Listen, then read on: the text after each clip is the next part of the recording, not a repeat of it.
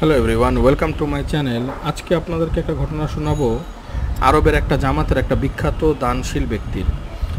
আরবের একটি জামাত একজন বিখ্যাত দানশীল দয়ালু ব্যক্তির কবর জিয়ারতের জন্য গিয়েছিল। দূরের সফর ছিল, রাত্রে তাহারা সেখানে থাকিয়া গেল। তাহাদের মধ্যে এক ব্যক্তি উক্ত কবরবাসীকে স্বপ্নে দেখল। সে তাহাকে বলতেছিল, তুমি কি তোমার উটটিকে আমার বুকতি উটের বদলে বিক্রয় করিবে? বুকতি উট উন্নত মানের উটের মধ্যে গণ্য হয়। এই উটটি মৃত ব্যক্তি পরিত্যক্ত সম্পত্তি হিসেবে রাখিয়া গিয়েছিল। স্বপ্নের মধ্যে লেনদেন হইয়া গেল এবং কবরস্থ ব্যক্তি উঠিয়া তাহার উটটিকে জবাই করিয়া দিল। উটের মালিক ঘুম হইতে উঠিয়া দেখিল তাহার উটের রক্ত বহিতেছে। সে উঠিয়া তাহাকে জবাই করিয়া দিল, কেননা তাহার বাঁচিবার কোনো আশা ছিল না। অতঃপর গোস্ত বন্টন করিয়া দিল। সকলে রান্না করিল এবং খাইল। অতঃপর তাহারা সেখান হইতে ফিরিয়া চলিল।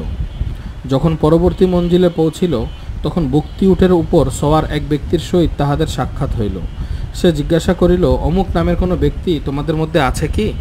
সেই স্বপ্নদ্রষ্টা ব্যক্তি বলল, হ্যাঁ, ইহা আমার নাম। সে জিজ্ঞাসা করিল, তুমি কি অমুক কবরবাসীর নিকট কোনো জিনিস বিক্রয় করিয়াছ? স্বপ্নদ্রষ্টা ব্যক্তি স্বপ্নের ঘটনা শুনাইল।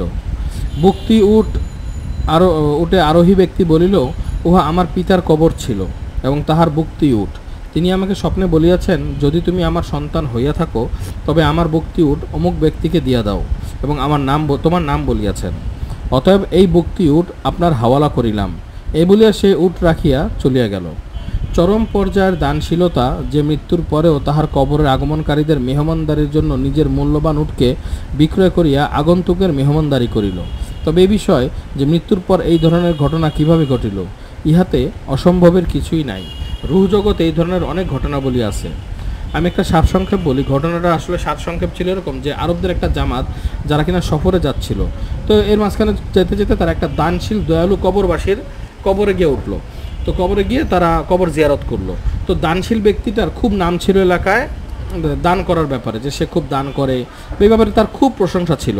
তো এবং প্রশংসা ছিল, সে অনেক মেহমানদারি করতো।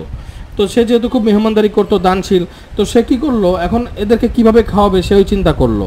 তো যেহেতু সে মারা গেছে, কবরে আছে, এবং যেহেতু সে নেককার ছিল, আল্লাহ তাআলা হয়তো বা কবরে তাকে জীবিত রাখছিলেন, যেহেতু আল্লাহর ওলিরা কবরে জীবিত থাকে এটার প্রমাণ আছে। সো সে কী করছে, কবরে থাকা অবস্থাতেই ওই একজনের উট ছিল, তার স্বপ্নে আসছে, এবং স্বপ্নে এসে তার সাথে একটা তার নিজে সে যে মৃত ব্যক্তির একটা বুকতি উট ছিল তার সন্তানের কাছে পরিত্যক্ত সম্পত্তি হিসেবে। ওই উটের বদলে সে সেই ব্যক্তির উটটা সে নিয়ে স্বপ্ন থেকে এসে জবাই করে দিল, এবং আল্লাহর ইচ্ছাতেই হয়েছে। এবং এই জবাই করার পর যখন সমস্ত ব্যক্তিরা ঘুম থেকে উঠলো, দেখলো যে তাদের উটটা মৃত অবস্থায় বা মারা যাচ্ছে। তো তারা জবাইটা কমপ্লিট করে দিল এবং ওটার গোস্ত সব জায়গায় বন্টন করে দিল। মৃত ব্যক্তির উদ্দেশ্য ছিল যে তার যে সম্পত্তি পড়েছে বুকতি উট, এইটা তাদেরকে দান করে দিবে এবং ওইটার উটের গোস্ত তাদেরকে খাওয়াই দিবে।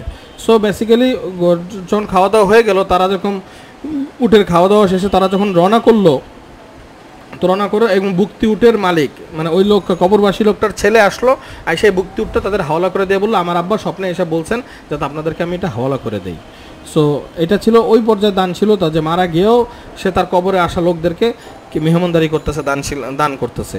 তো এই ব্যাপারে যদি কারো সন্দেহ থাকে, কেরামতির ব্যাপারে যাদের সন্দেহ আছে তারাই সন্দেহ করতে পারে, বাট কেরামতির ব্যাপারে যাদের সন্দেহ নেই তারা সন্দেহ করবে না। এমন অনেক ঘটনা মৃত ব্যক্তি যারা কিনা আন্ডালরি, তারা মারা যাওয়ার পরেও এমন অনেক ঘটনা তাদের দ্বারা হয়ে থাকে, কারণ যেহেতু তারা কবরে রিজিক প্রাপ্ত হন। আল্লাহ তাআলা আমাদেরকে আমল করার তৌফিক দান করুন।